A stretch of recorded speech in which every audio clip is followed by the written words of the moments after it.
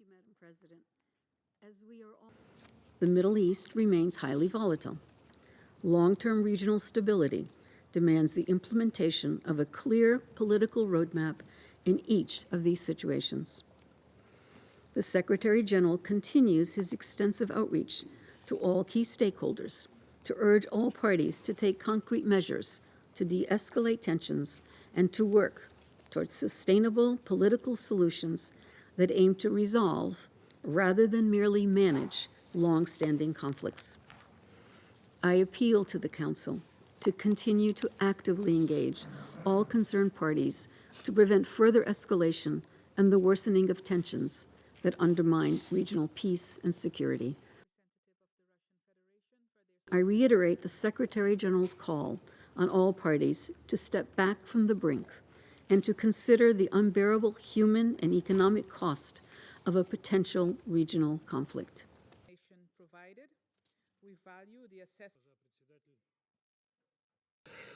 Решительно осуждаем новый вопиющий акт агрессии Соединенных Штатов против суверенных государств, создающий дополнительные риски и повышающий уровень нестабильности в и так уже пылающем регионе.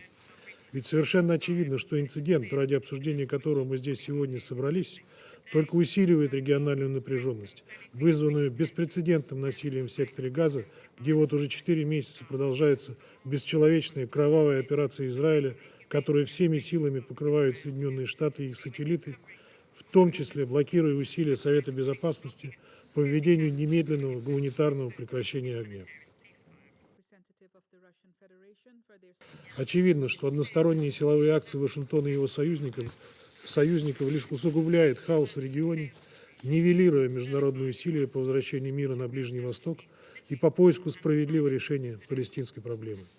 Призываем международное сообщество безоговорочно осудить безрассудные действия Вашингтона и его союзников на Ближнем Востоке, нарушающие суверенитет Ирака и Сирийской Арабской Республики.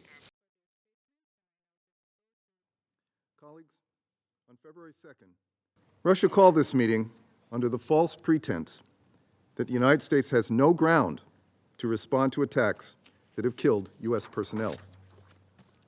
It bears repeating, therefore, that the actions U.S. forces took on February 2 are necessary and proportionate, consistent with international law, and in exercise of the United States' inherent right to self-defense. Let me be clear. The United States does not desire more conflict in a region when we are actively working to contain and de-escalate the conflict in Gaza. And we are not seeking a direct conflict with Iran. But we will continue to defend our personnel against unacceptable attacks, period. We call on every member of this Council, and especially those with direct channels to Iran, to press Iran's leaders to rein in their militias and stop these attacks. They should also press the Syrian regime to stop giving Iran a platform to destabilize the region. As President Biden has made clear, we will not hesitate to defend our personnel and hold responsible all those who harm Americans. That certainly goes for Iran and its proxies. And so we will continue to exercise our right to self-defense at a time and a place of our choosing.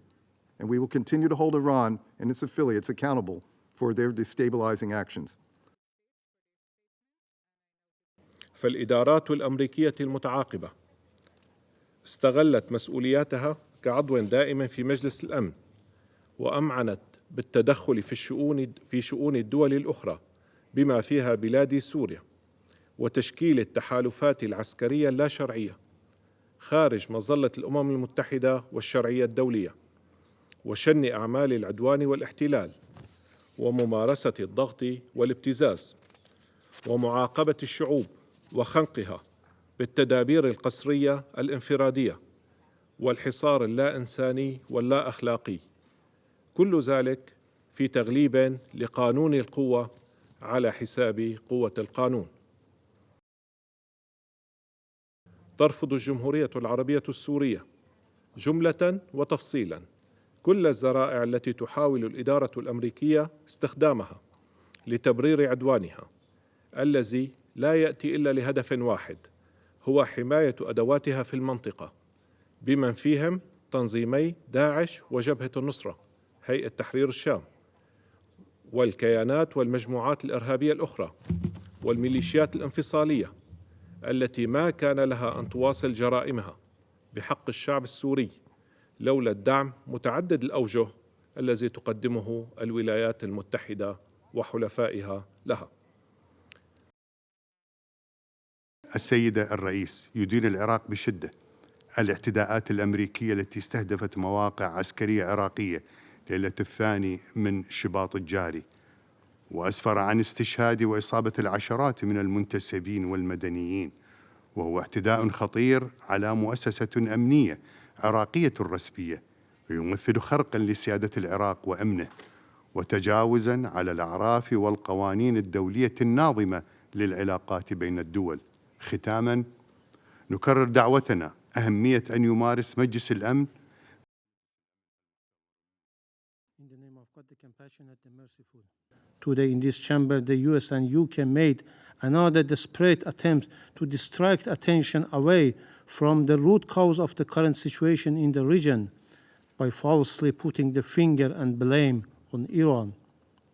It is regretful that the United States, a permanent member of the Security Council, has failed to fulfill its obligation under the UN Charter. The US expressed grave concern about the spillover of tension in the region while continuing to play a destabilizing role in the region. I would like to iterate that if Iran faces any threat, attack, or aggression affecting its security, national interest, or people, it will not hesitate to exercise its inherent rights under international law and the UN Charter to respond firmly.